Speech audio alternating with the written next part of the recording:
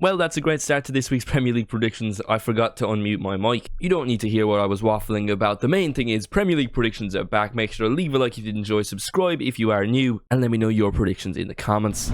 Newcastle versus Man City. Man City's trial of potentially being relegated to League 2 has begun, and it seems like they're going to win, and they're going to stay in the Premier League, and they're going to stay financially abusing everyone. The headline that referees favour Manchester City was back again last week after a controversial draw with Arsenal. Trossard was sent off, and Arsenal fans were arguing it wasn't a red card, and the only reason he was sent off is because it was Arsenal and it was against Man City. But in reality, it's just Arsenal fans coping with the fact they bottled a 2-1 lead at the Etihad. Man City will be looking to get back to winning ways this week, and although Newcastle away is a difficult fixture, I do think they will get the job done. I think it's going to be a 3-1 win. Haaland will score yet again because he's an absolute freak. And I think Jack Grealish is finally going to get his goal.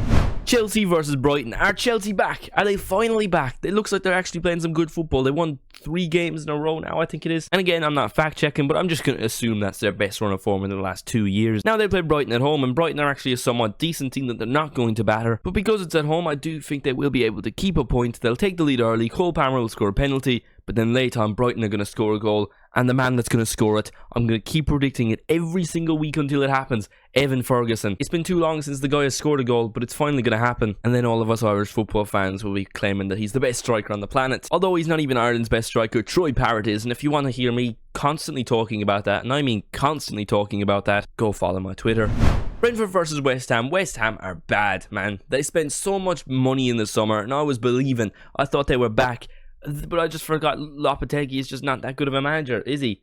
I mean, he had a little bit of success with Sevilla, but ultimately that ended terribly. He had some good games with Wolves, but ultimately a bit of a disaster. He failed at Real Madrid, and now it looks like he's going to also fail at West Ham. Based off like 7 games, it's very early to say it, but they don't look good at all after spending really big in the summer. I think Brentford win this game 2-0. I don't think it's going to be a good performance from West Ham. It's going to be yet another disappointing result, and pressure is going to start to build on Lopetegui, who I'm now saying right now is going to be the first manager to be sacked.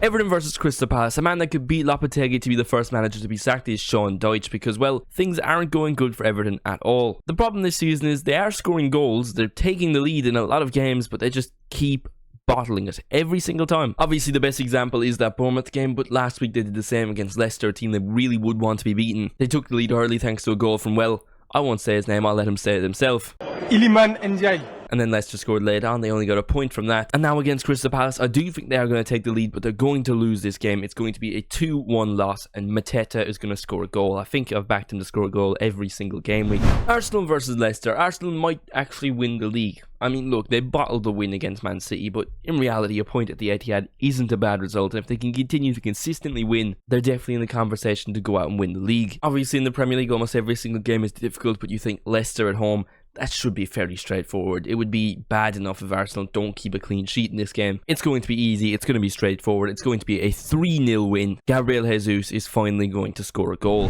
Nottingham Forest versus Fulham. I've been somewhat impressed with Nottingham Forest this season. I had them tipped to finish just above the relegation zone. But you know what? I think they're going to have a decent season. I tipped Fulham to finish around 15th, I think. They've also somewhat exceeded expectations. And well, because both of these teams have exceeded my expectations, they balance out. So that in my mind means this game is going to be a draw, a 1-1 draw at that, and a goal from Andrew Mbabadiele, because every single chance I get it, I'm going to predict an Irishman to score.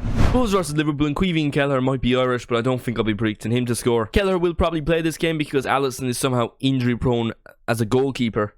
How is that even a thing? I mean, Manuel Neuer also gets injured a lot. How can you be injury prone as a goalkeeper? It genuinely makes no sense to me. But to be fair, most things don't make sense to me. I have no knowledge of biology or anything really, except football. My predictions are always 100% right, and this game is going to be a 3-0 win for Liverpool. Salah, Diaz, Jota with the goals. Another impressive performance for Arne Slot in Liverpool, and Wolves are going to continue their losing streak. Ipswich versus Aston Villa. Ipswich have signed a load of Irish players, so if we're going back to that theme, I think, I'm definitely going to predict one of them to score. I think Sammy Smolaks will score, because that's the obvious pick considering he was the Championship's top scorer last season. I think Smolaks will give Ipswich the lead early on, but Villa will battle back, and John Duran is going to score a late goal to win the game 2-1. Man United versus Tottenham. And Man United continue to disappoint absolutely every single one of their fans, and please almost every other single football fan on the planet. It's just enjoyable how bad they are. A draw midweek in the Europa League with FC Twente. It was quite humorous to see. I'm recording this game before the Spurs game. I'd imagine they somehow managed to lose to a team I've never heard of. The game is at Old Trafford, so I'll give Man United that, although that doesn't seem to make a difference for a team like Liverpool and Man City. But I don't think Spurs are on that level. I think they will get a result out of this game, but it will be a draw. A 1-1 draw at that, and a goal from Dominic Solanke. And then Monday Night Football at its best, Bournemouth versus Southampton. Southampton are not very good at football. I don't see them getting many results this season. Bournemouth are actually quite rate, but I don't think their performance in this game is going to be very impressive. I think it's going to be a boring game. Bournemouth will score a penalty, and that's about it. The game ends 1-0, 3 points for Bournemouth, and another disappointing result for Southampton. So that was my Game Week 6 Premier League prediction. Game Week 6. Aside from not knowing which Game Week it is, I think everything I said in this video was correct, and all my predictions will come true. But make sure to come back in a few days to see how wrong I was. As always, let me know your predictions in the comments. Make sure to leave a like if you enjoy, subscribe if you are new. Thank you all so much for watching, and I'll see you in the next one.